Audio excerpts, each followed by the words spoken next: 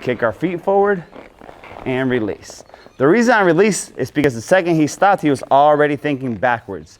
Whenever we're working bridleless, we're not stopping with the brakes because the brakes are pulling back on the reins and we won't have the reins. So we're gonna teach him how to stop by knocking the transmission from D into R, from drive into reverse. And that's exactly what we're trying to show him how to do. It's how to come off of our legs, good boy, and back up. If your horse can be doing anything, looking anywhere, being spooked, going fast, and no matter what happens, whenever you take your legs off, he's gonna say, uh-oh, I should be backing up. It will make you feel a lot more confident.